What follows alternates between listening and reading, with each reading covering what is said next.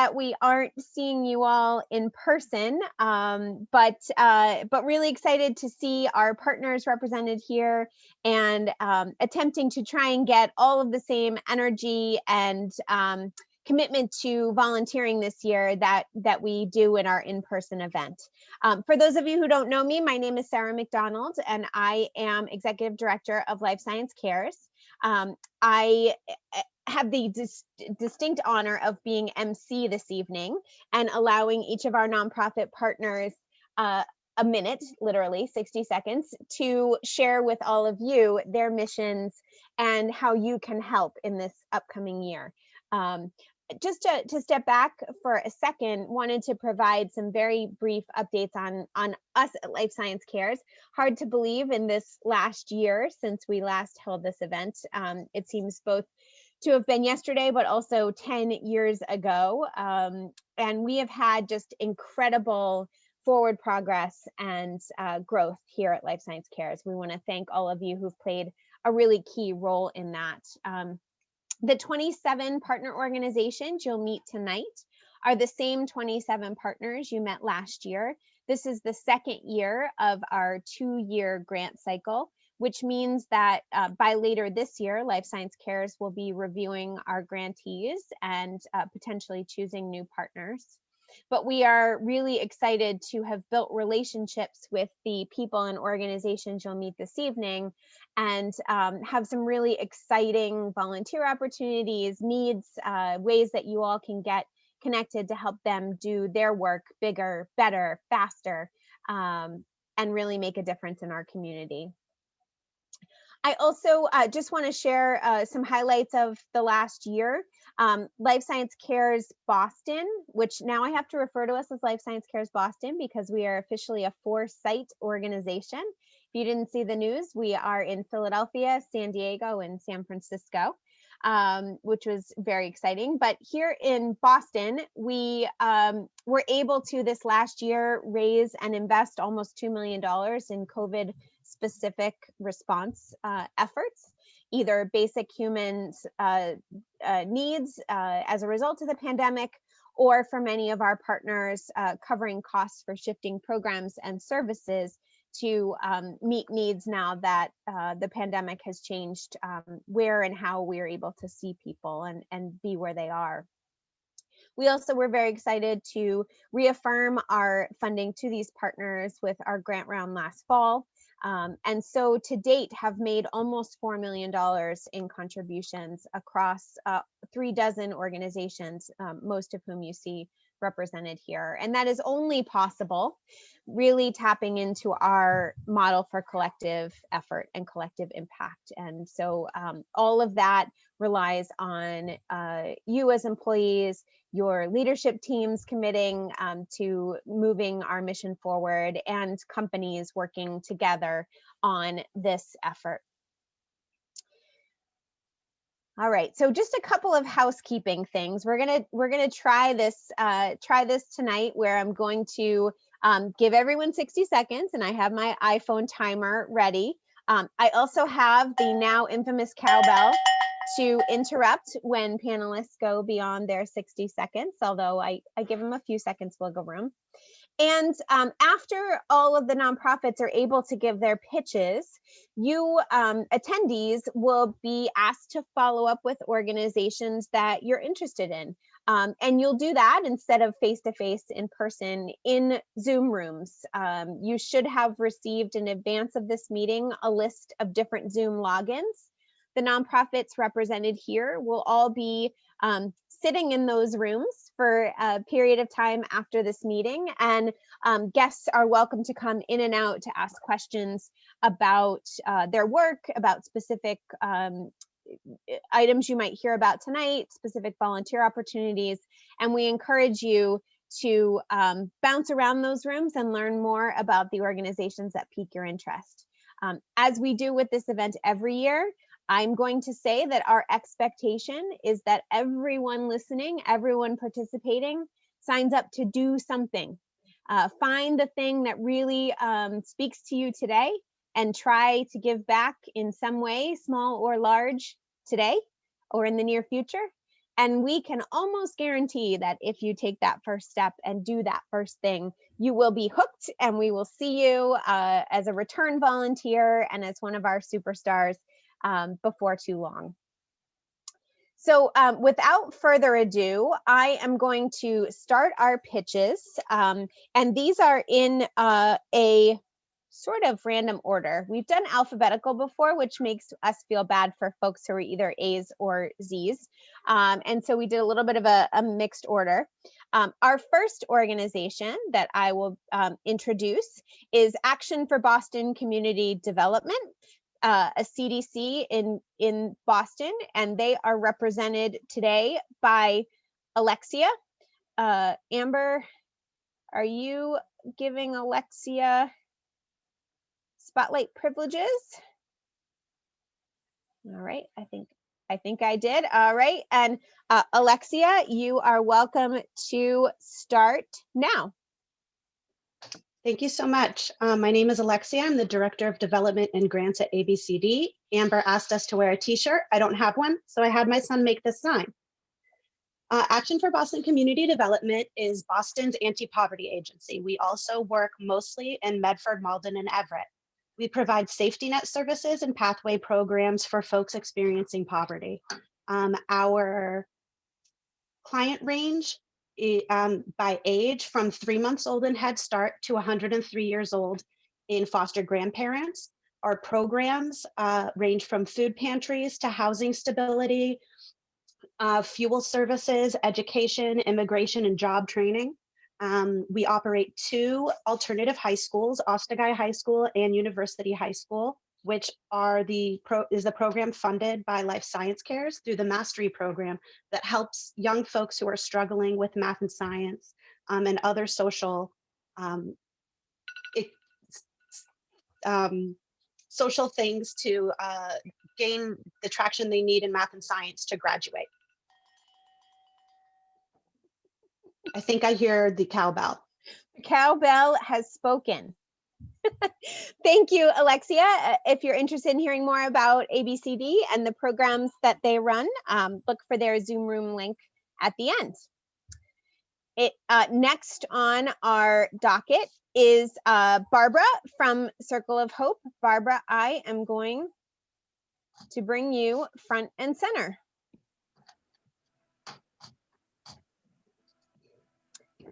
And you can go. Hi, I'm with Circle of Hope, the Executive Director and Founder, and we provide clothing and necessities for homeless families and individuals in Boston, Cambridge, and Metro West. I'm going to tell you the 3 Ps of our COVID response. 1, we pivoted. We amplified our emergency response program so that we could reach all of the shelters and clinics that we serve. 2, we prioritized who to serve in the deepest need and how to get there, navigating around tent sites and tent hospitals. And then 3, protect. We protect the health of people disproportionately impacted by COVID. We deliver PPE and new clothing to the highest risk families and individuals who are homeless. So you can pitch in, another P. Please join us. You can run a collection drive for COVID kits. You can sign up to be on our go-to crew. That's fun. And you can order emergency clothing through our Amazon wish list. Lots to do. We invite you to join us. Never been a better time. Thanks, Barbara. Thank you for your pitch. Next up, we have Corinne from Just a Start here in Cambridge. Corinne, it's all yours. Thanks, Sarah. So I work at Just a Start, which is a 53-year-old nonprofit in Cambridge that promotes equity by creating access to stable housing and building pathways to economic opportunity. We help over 2,500 people each year through affordable housing, education and workforce training for youth and adults, and supportive services to low-income families. Our free 9-month biomedical and IT career training programs train cohorts of under and unemployed adults, most of whom are immigrants or people of color. The biomedical curriculum gives students a broad overview of chemistry, molecular, cell, and microbiology, as well as lab experience with various biotechnology assays. We also educate students on what it's like to work in the field, some of the local companies in the industry, and job readiness skills, including resume development and interviewing. We're looking for volunteers with interest and expertise in our curriculum topics to provide short videos sharing your research or information about your companies. Video tours of labs would also be a really awesome option in place of the in-person tours that are normally part of our curriculum. Thanks, everybody. Well done. The first one that didn't have the cowbell rung on them. Woohoo! Awesome. Thank you very much, Corinne. And next on our docket is Robert from the Possible Project. Robert, take it away. Okay, well, thank you. I am Robert Finnegan. I am the Vice President of Business Development and Partnerships with the Possible Project. We work to advance economic equity by ensuring young adults develop the entrepreneurial skills, spirit, and networks to launch their successful careers. We do this right now in Boston and Cambridge, but we're happy to hook up with LSC if they need us in Northern California. We envision a world where young people get to live their own possible. And we do this with a combination of entrepreneurship, internships and remote consultant work, direct advisory, and life design. But I am going to let you hear from the words of one of our former students, one of our original alumni. One of the strongest points about the Possible Project is that it prepares you for the real world. The Possible Project showed me how to apply what I learned in school to the world outside of school and focused on specific topics and lessons I needed and was not learning in school. He is now a current employee in the Kendall Square Biotech Corridor, so we know we're having impact. How can you help? Be a part of our ecosystem of volunteers and companies to host interns. And my colleague, Sammy Red, who's our Senior Director of Pathways, will be hosting our breakout room in case you don't see me there. Thank you. Yeah. Well done, Robert. Thank you very much for joining us today. And always good to hear from the Possible Project students who are, inspirational, motivational, why we do what we do. Next up, I will turn it over to Deb from Girls Inc. Deb. Thank you. At Girls Inc., we inspire girls to be strong, smart, and bold, and we have not let the pandemic stop us or our girls. Over the past year, our girls have participated in virtual internships and programming about forensic science and artificial intelligence. They have produced a video about inland flooding and are researching the effects of marine debris. They have conducted COVID-19 educational town halls, and this year we launched a new STEM peer leadership program and enhanced our teen STEM programming. Our programs in Boston and Lynn focus on the whole girl, preparing girls ages 5 to 18 to lead healthy lives, succeed academically and professionally, and have the social and emotional skills they need for life. Our programs include mentoring, leadership, academic support, and STEM. Please join us to help prepare the next generation of leaders. Thank you. Thank you, Deb. Great job. Thanks for joining us today.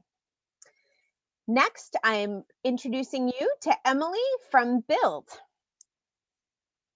Oh, it was so weird to see my face pop up like that. Hi, everyone. I'm Emily Troutwine. I'm the manager of strategic partnerships for Build.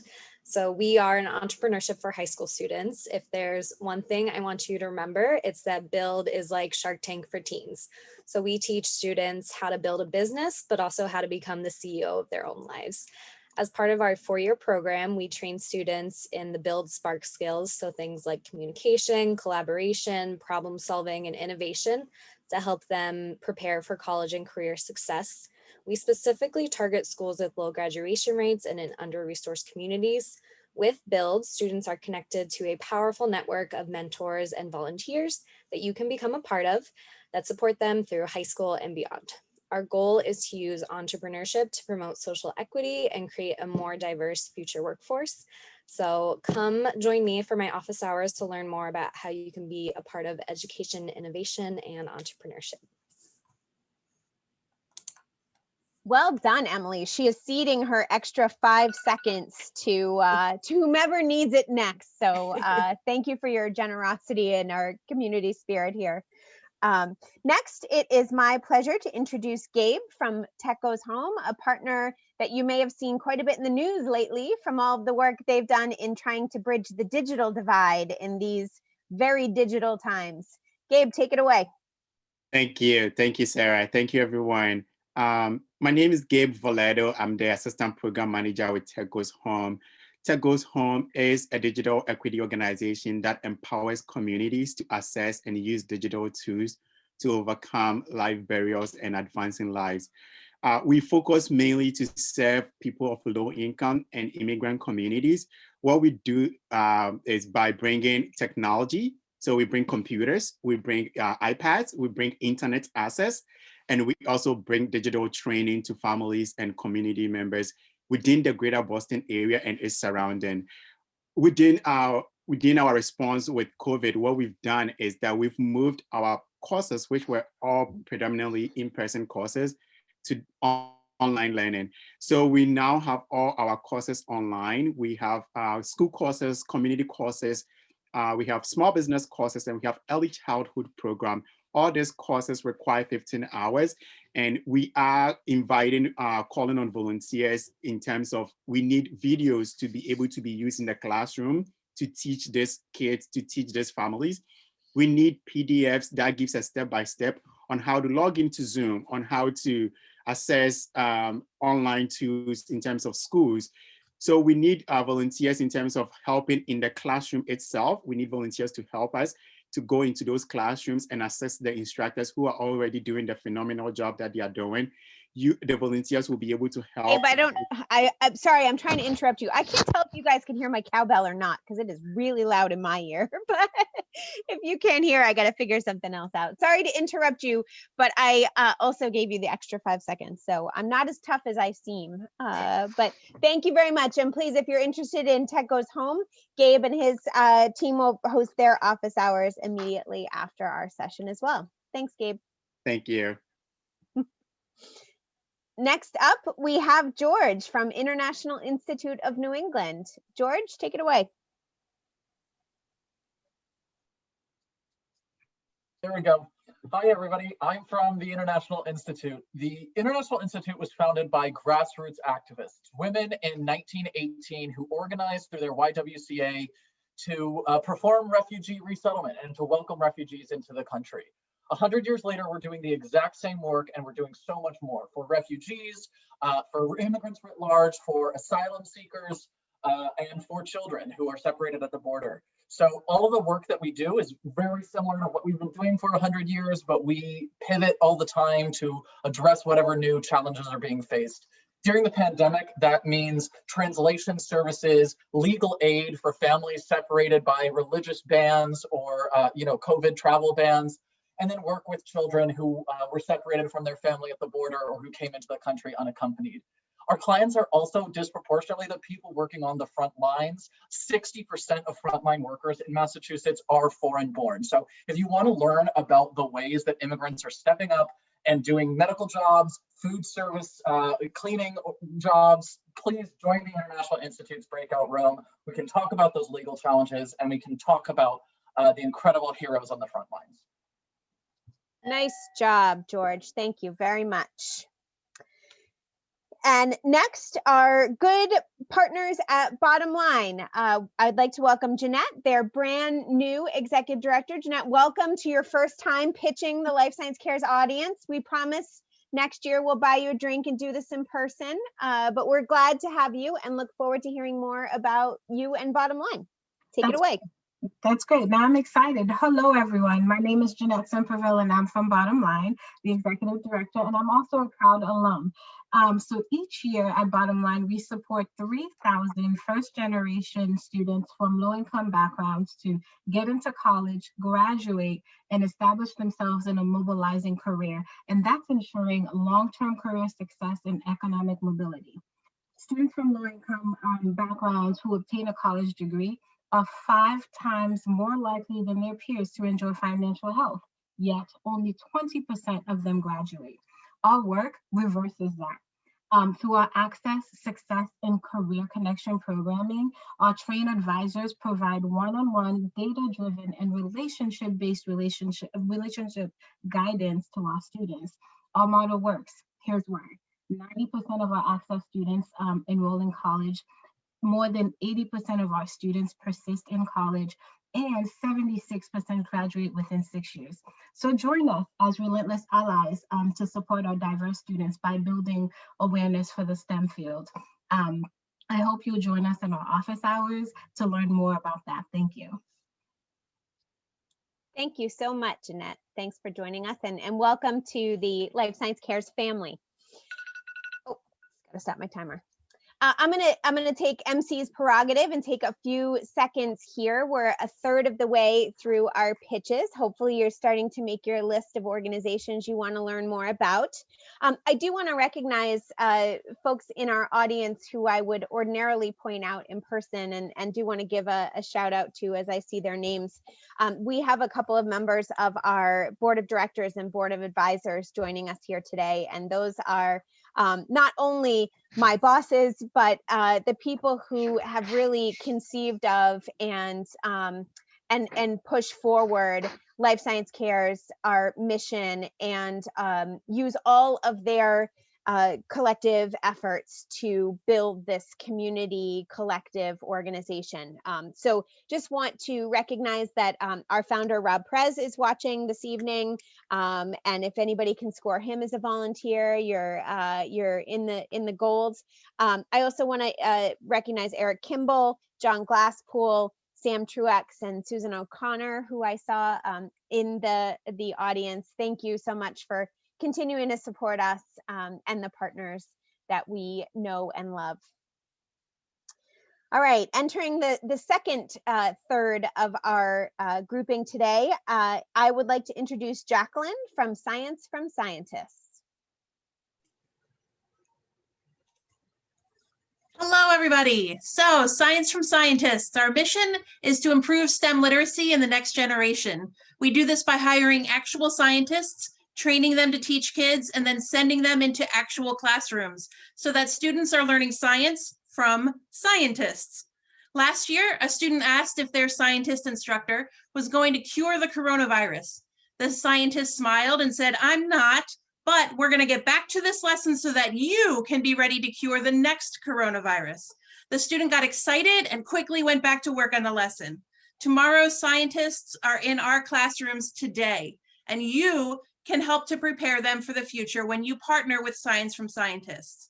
Our program this year and volunteer opportunities are virtual because of the pandemic. And so last week in Revere, students opened their lesson kits on Zoom, and one said, "This is fun, but at the same time, it's disgusting." Another said, "To be honest, it's disgusting, but it's kind of cool. So come by our Zoom room if you want to find out what lesson they opened." Thanks. Thanks, Jackie. Now I have to go visit your Zoom room to see what lesson they opened. Good hook. Next up, following that, it's my honor to introduce Jane Hershey from City Sprouts. Jane. Hi, I am the director of City Sprouts, and as you can see, I live in a garden. Our mission is to cultivate wonder for all children with hands-on learning through urban gardens. And we work with 20 schools to build learning gardens in schoolyards and provide accessible and relevant science education for elementary students and middle school youth in Boston and Cambridge. We work with a lot of kids, 325 classrooms, and a lot of 11 to 14-year-olds, 75 this year when our program went remote. Our three target communities are East Cambridge, Nubian Square in Roxbury, and Codman Square in Dorchester. So you say, how does a garden program work in a pandemic? Well, we grew. We had a wait list for our program that we could offer remotely. We sent home kits so that kids were growing at home. And in fact, I think it was a real eye-opener for everyone that everyone can grow no matter where they are. So we would love to tell you more. We've got a great stories, and tell you more about how we're serving kids remotely until they can get back physically into the gardens again. We've got kits that we put together for kids filled with seeds, soil, pots, science journals, hand lens, hand magnifying glasses, a seed drive, because we're still planting those gardens. And there's my cowbell.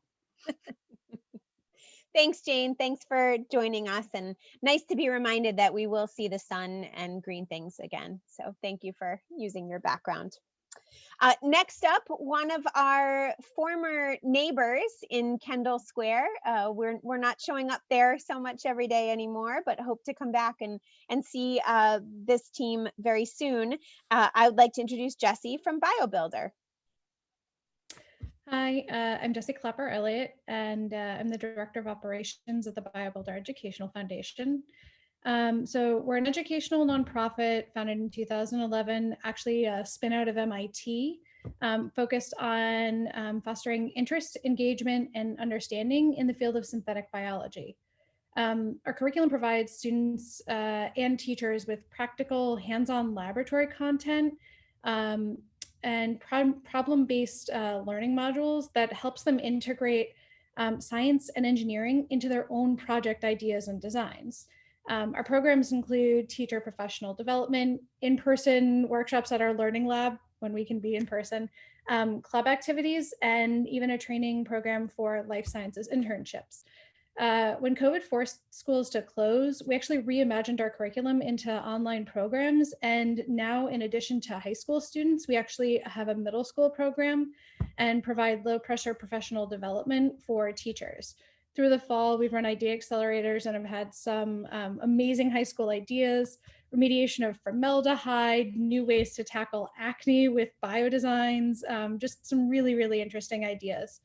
With our move to remote content, it's opened more opportunities, such as our career conversations for volunteers. So feel free to visit us at biobuilder.org to learn more. Keep an eye out for volunteer opportunities, and feel free to visit our Zoom room.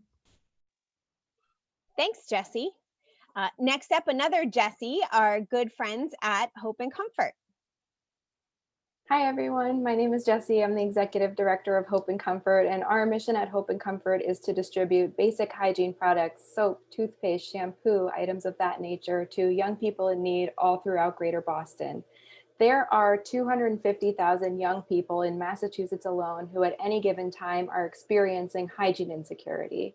Interestingly, SNAP benefits, formerly known as food stamps, do not cover hygiene products. So you can walk into a supermarket if you're a SNAP user and get a bag of chips, but you can't actually get a bar of soap, even in the pandemic. As you might imagine, in light of COVID, the demand for our products has skyrocketed well beyond 250,000 need in Massachusetts.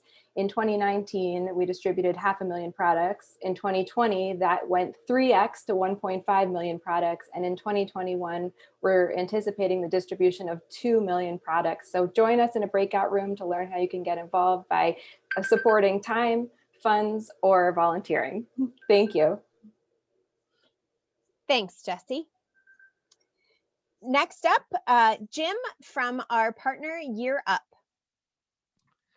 Hi, thank you all for your time and for your wonderful contributions you've already made to Year Up. As many of you know, Year Up is an incredibly successful workforce development organization serving 18 to 26-year-old, post-high school, lower income, young adults, and at scale. With our partners' help, we've served over 30,000 students nationally in our 20-year history, but we, like most others, have also been impacted by the pandemic, where we were serving 500 students a year in Boston alone. We've added, we've needed to scale that back to under 400 this year, and our fundraising has been similarly impacted. So while our corporate partnerships have always been a big part of the success of the program, we need your help now more than ever. We continue to recruit partners to host internships in financial operations, help desk, customer service, software quality assurance, and project management support roles. And if you're available for volunteering, we host volunteer-supported mock interviews, speaking engagements, tutoring, and similar events. Please join me at 4:45. I'd love to hear how we can work together. Good job, Jim. Thank you. Next up on my list is Judy from the Wiley Network. I'd like to give you a little challenge called put yourself in their shoes. Now, no one can really put themselves in someone else's shoes, but let's just try for a minute. Imagine in March of 2020, the world was put in an unimaginable position. It started for COVID, and for college students, the message was clear: go home. Well, what if that wasn't a possibility? What if you had no safe or stable place to return to? What would you do? Where would you live? How would you eat? Let alone keep up with your classes. Can you imagine? Talk about family privilege. For those of you unfamiliar with the term, it is the knowledge that no matter what happens in your life, you have somewhere safe to return to. At the Wiley Network, we are the safety net for the students who are navigating college on their own. We are their support team. Last year was the moment of our mission. The disparities between those who have a safe place to return and those who did not was highlighted. Not just the response to COVID, but the response to supporting scholars as they managed issues around the social justice movement. We worked with students to secure housing, find access to food, and transformed our community programs to a virtual platform. How can you help? Become a networker, host a care package event, and come learn more. Thanks, Judy. Thank you. Thanks. Next up, Julia from Caspar. Hi, I'm Julia Londrigan from Caspar, and we are the Cambridge and Somerville programs for recovery and prevention. Basically, we are your local homeless shelter. And pre-pandemic, we operated one 24/7 emergency homeless shelter. We now operate not one, not two, but 3 emergency homeless shelters in Cambridge. And we are caring for 20% higher individuals, taking care of their everyday needs. Our clients range in age from 1 day old to 81 years old, and we are in need of community support. These are our most vulnerable neighbors, and we welcome any support that you can give us through virtual volunteering, through donation drives, through our annual event, which will be coming up in late April, and we'll be honoring our COVID heroes of Pfizer and the City of Cambridge COVID response team. So come to our Zoom room and hear some stories. A couple of weeks ago, we had a lady come to our shelter for the first time, and she had no shoes on her feet. She had no shoes to her possession. And we immediately went over to Target, picked up a pair of shoes for her, and helped her begin her journey to recovery and her journey to a healthy new life. So please join us in the Zoom room and hear more stories. Thank you. Thank you, Julia. We always appreciate you joining us to share your stories. Folks may recognize Julia from a past Impact Breakfast, where we've had the good opportunity to showcase Caspar's very critical work. Thank you, Sarah. Next up, Katie from Kratos Crayons, who is now officially a partner in Boston and at Life Science Cares Philadelphia. Welcome, Katie. Thank you. Hi, everyone. Kratos Crayons provides essentials for children living in low-income or homeless situations throughout Massachusetts. Our goal this year is to help 185,000 children receive critical items such as clothing, face masks, coats, snow boots, hats, mittens, diapers, hygiene products, school supplies, and so much more.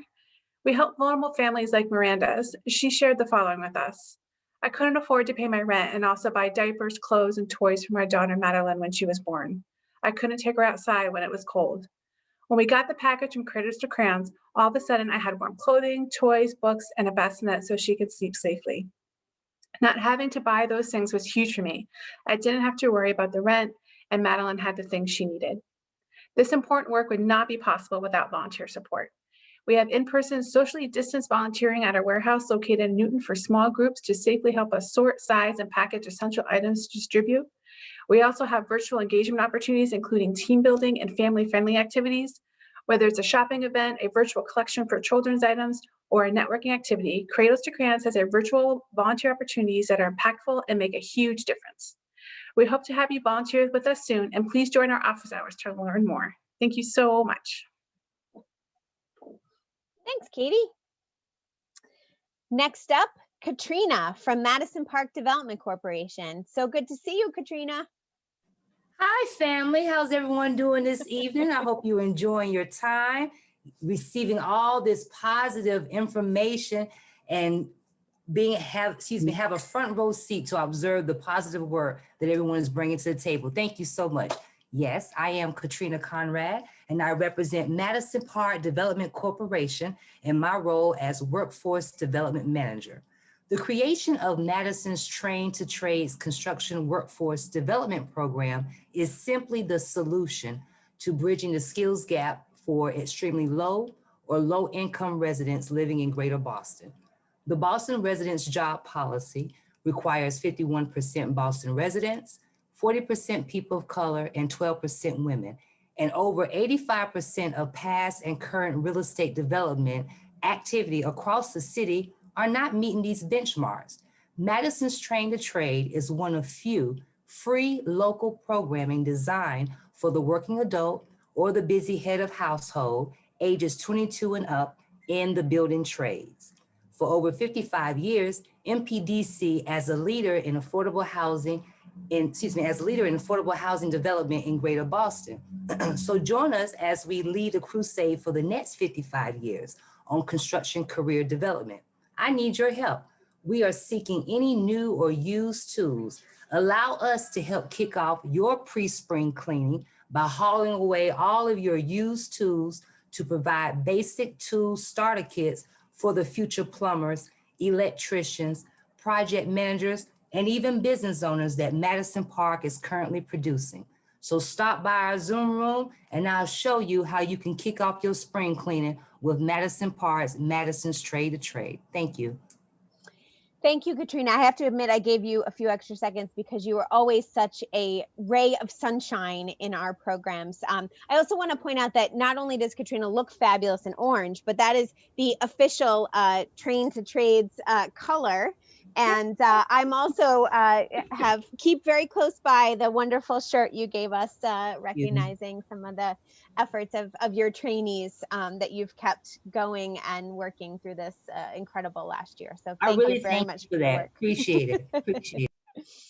I do want to take one more break just to tease out something that Katrina did say, which is that, you know, today we're hearing about really, really positive outcomes and really exciting, positive future for many of these partners. And I do want to just take a minute and reflect that it has been a very difficult year for these people you see in front of you and the organizations they represent. I think we, the team at Life Science Cares, has been so honored to be able to speak and learn and hear about the incredible needs and inequities in our community, and to be considered a partner to help move some solutions forward. And so beyond you know, tonight's pitches and specific asks that some of these organizations are making, I do just want to let all of our Life Science Cares family know you know, that it is our commitment year round, every day, to be sharing with you all the needs and the ways that you can help. And that can be time, that can be stuff that you've got laying around. It can be, you know, buying something off an Amazon wish list at a critical moment.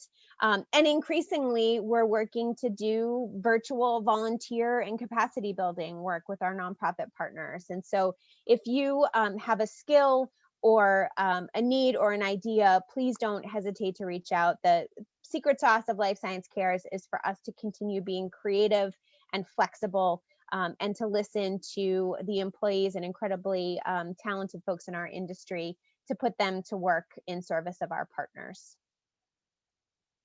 With that, we've got a few partners left. Next on our docket is Lauren from Room to Grow. Hello, everyone. My name is Lauren, and behind me is Room to Grow's South End Family Center. And at Room to Grow, we have a simple yet powerful approach. We provide parent coaching, baby items, and community referrals to 600 families in Boston. And we do this because we know that 1 in 3 children in Boston lives in poverty. And research tells us that experiencing poverty in early childhood is detrimental to one's future well-being.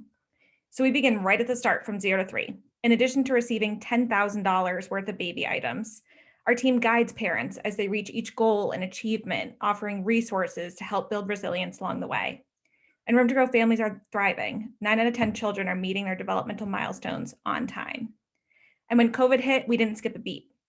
Visits are still happening over Zoom or phone. Bundles of baby items are being shipped from our warehouse, and referrals are being made daily to food and housing services. Our work is more important now than ever before. So join us.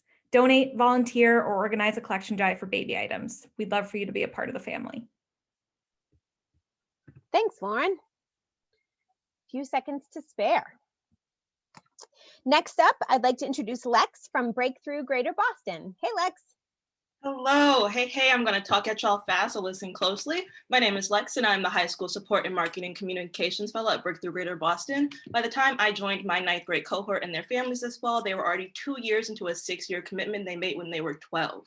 We recruit highly motivated students from historically marginalized backgrounds to participate in an extensive enrichment program for 6 years. We serve students at 3 different sites in Cambridge, Boston, and Somerville. Enrich long-term relationships with our community creates trust and uniquely positions us to provide support and guidance on their path to college. Students develop excitement for college through their interactions with full-time staff like me, but also our college student teaching fellows who work in our summer and after-school programs. The diverse group of teaching fellows come from a wide variety of institutions and identities. Breakthrough students benefit from the student teaching students model, and their teaching fellows have a unique opportunity to explore what a career in education looks like. 75% of Breakthrough teaching fellows go on to pursue a full-time education career, and most of our students, if not all, each year are admitted into a 4-year university. Interested in getting involved with Breakthrough? We're always looking for individuals to apply to volunteer as college access coaches by supporting seniors one-on-one as they apply for college. And we are looking for partners this spring and summer to support our remote learning kits deliveries. This can include providing space and volunteers for assembling kits, and when possible, purchase of supplies through sponsorship or employee drives. If you want to hear more, come through to our office hours. Nice work, Lex. Thank you very much. Next up, Maggie from Boston Healthcare for the Homeless program. Hi, I'm Maggie Visor. I'm a nurse practitioner at Boston Healthcare for the Homeless program. Our organization is 35 years old, and we are one of the oldest and the largest healthcare for the homeless program in the country. In addition to direct medical care, we provide dental, behavioral health, addiction, and respite care, as well as extensive case management and other material support for adults and families who are staying in shelters or on the street, or who may be housed and need ongoing support to succeed in housing. I love working here because everyone is committed to providing high quality healthcare while cultivating and maintaining trust and respect for our vulnerable patients. Everyone at BHCHP is ready and willing to figure out a way to respond to a new and evolving crisis that our patients might face, whether that's a tuberculosis or a meningitis outbreak in the shelter as in years past, or more recently, the overdose crisis and the COVID-19 pandemic. Which has really required us to radically reshape the way we provide care quickly. This past year, I went from running our hepatitis C treatment program to cleaning porta potties and fixing generators while running isolation and quarantine tents in a parking lot. And then back to hep C treatment and figuring out how to deploy that care in a new and creative way. This agility and flexibility wouldn't be possible without you. And I hope you'll join our breakout session to learn more. Thank you. Thanks, Maggie. And just a shout out to Maggie and BHCHP and the team at Caspar and the team at the Pine Street Inn. We got great updates from those organizations that are now vaccinating their very vulnerable populations this week. So it was awesome to see the work that you all are doing, and we're proud to continue to support those efforts. Next up, Marla from Waltham Fields Community Farm. Hi, Marla. Hello, thank you, and hello to everyone here. At Waltham Fields Community Farm, we're providing education about food, farming, and the environment, and we grow organic food that goes to thousands of households at every income level. We run a CSA, or Community Supported Agriculture Farm Share program, that you can sign up to, but we also have many ways of getting our food to people who cannot be able to afford these farm shares or are really struggling to make ends meet, especially now. One of these programs is our low-income Veggie RX project that Life Science Cares is funding. A partner healthcare center will be prescribing our food for free, like a produce prescription, to people with diet-related health issues who are low income.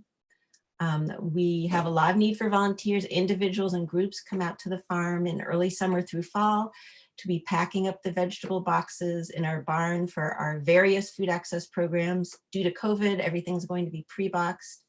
Also working outdoors in the fields, planting and weeding. We have morning shifts and afternoon shifts. Thank you, and come out to our chat room. You can chat with the farmers or learn about our different programs or how to volunteer. Thanks, Marla. Next up, Michael from Rosie's Place. Hi, everybody. Thank you. I'm Michael Oliver. I'm the Director of Development at Rosie's Place. Since 1974, we have our mission has been to provide a safe and nurturing environment that helps poor and homeless women to maintain their dignity, seek opportunity, and find security in their lives. And the way that we do that is in many ways. We have an overnight shelter with 20 beds for unhoused women.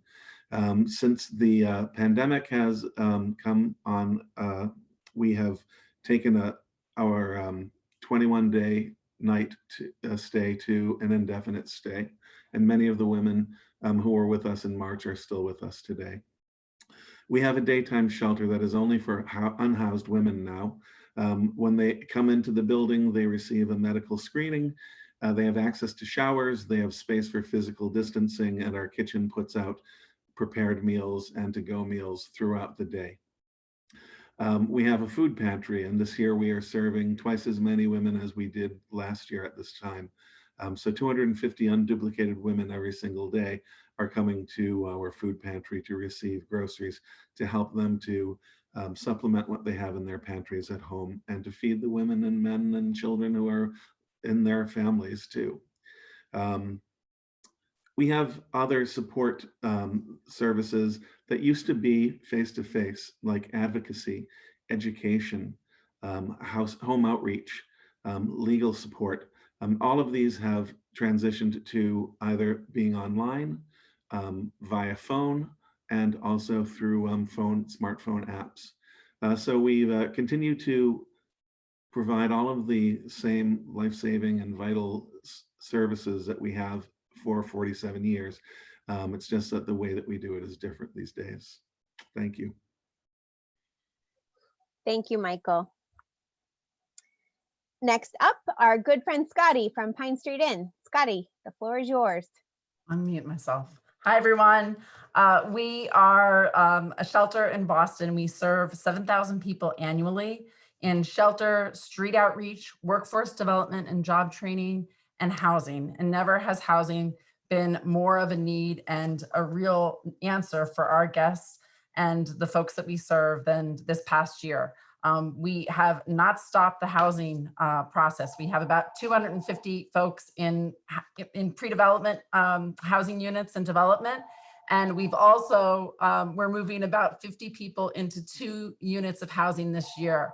So that's really been incredible. We have taken multiple steps this past year with COVID, everything from reducing shelter congestion and social distancing to providing PPE and enhanced cleaning, but also creating distancing with moving folks out of the shelter system. We had a temporary dorm at Suffolk and we've moved into 891 and those folks are moving right into housing. It is all about housing. Housing is healthcare. Thank you, Scotty. And we will be sharing some of the headlines and the opinion pieces that have been popping up in the greater Boston area that underlines that exact point. Thanks for your advocacy in that area. Next up, Sharon from Household Goods. Sharon and a whole bunch of couches. This is Household Goods. Hi, everybody. At Household Goods, we provide furniture and household items free of charge to people in need.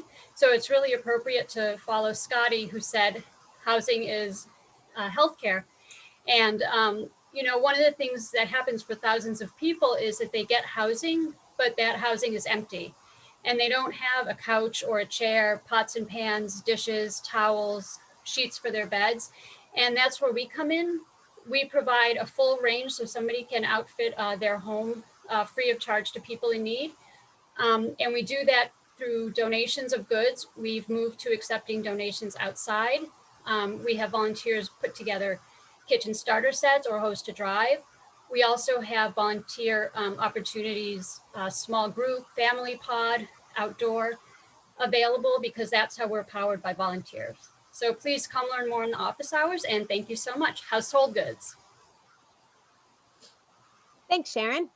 And we're excited for the day that we'll be back in the warehouse moving stuff around. We've got 2 left. Next on our list, please welcome Stephanie from Food for Free. Hello, I'm Stephanie. I'm the program director at Food for Free. We are a hunger relief agency. We redirect almost 2 million pounds of food a year that would otherwise go to waste. And we put it into other distribution channels like community agencies and schools. Thanks to Life Science Cares, we were able to increase capacity hugely since COVID with a new truck. So we're moving thousands of pounds a week.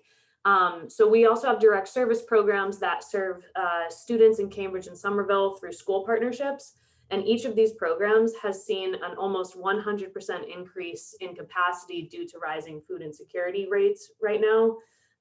So we support over 1,500 children in Cambridge and Somerville through our weekend backpack programs now. So we have a new program we're launching that you can learn more about in my room that we need volunteers for. That's 60 seconds.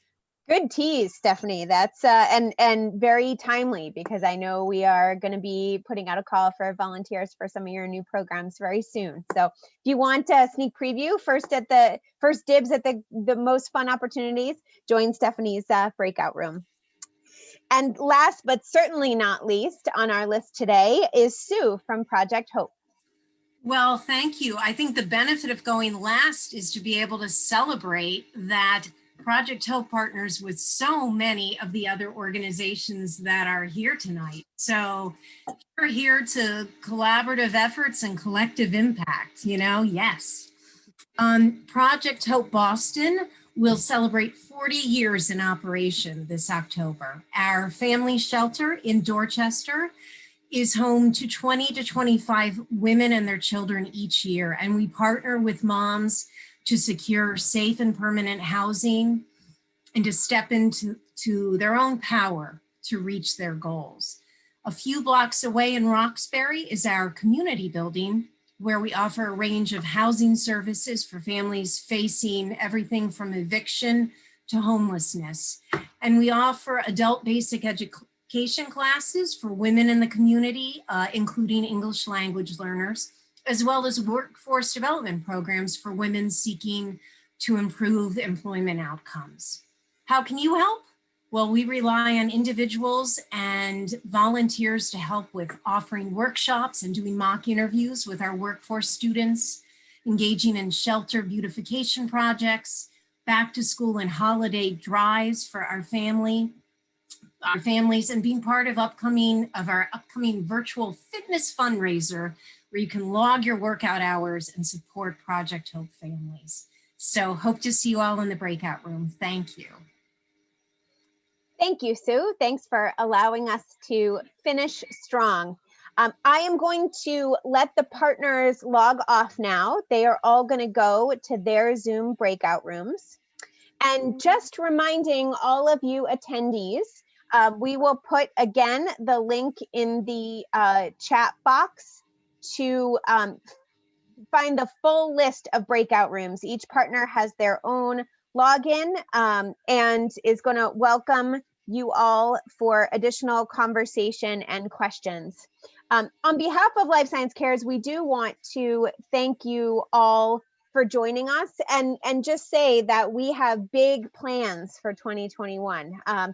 Big plans because we know the need is huge, and we are going to be right there alongside these partners to put every resource we have toward the challenges they face in better serving the community, but also big plans because we're really excited to continue to convene the industry around something positive like giving back and having a little fun while we're at it. So look forward to our signature events. Our Impact Breakfast in May will be another virtual celebration. We are keeping our fingers crossed that Mini Golf for Good will occur as an in-person event in mid-September. And we will continue to share with you information on additional mixers and